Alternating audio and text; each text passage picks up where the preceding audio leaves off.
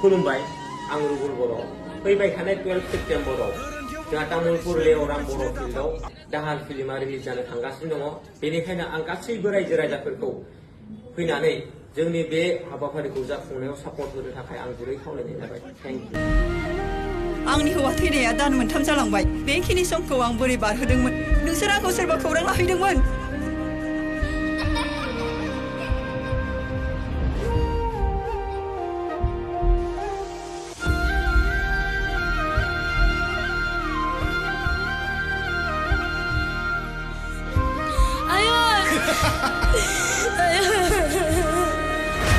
गोरोन्थियावबो बेफोरबायदि सिनाय मोनि मानसिजों दाथां आरो न'निफ्राय दाखारखुमाबो नङाबा बेनिख्रुइ बांसिन खैफोद जागोन बुजिदों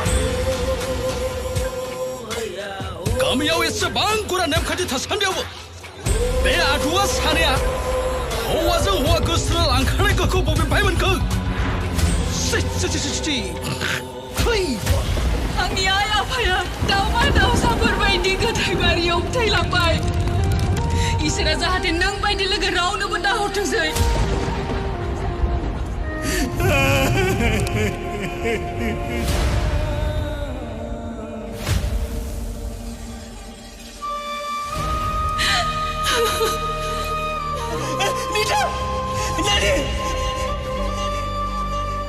मा बखिलाबाय थादोंमोन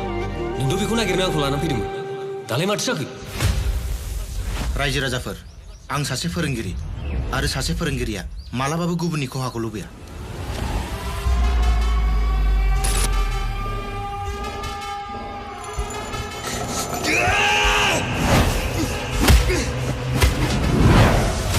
जेराव दं बेयावनो फुथुला बादि गसंनानै था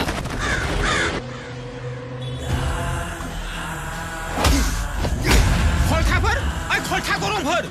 रेप खालामनो नामा बे मबाइला सोरनि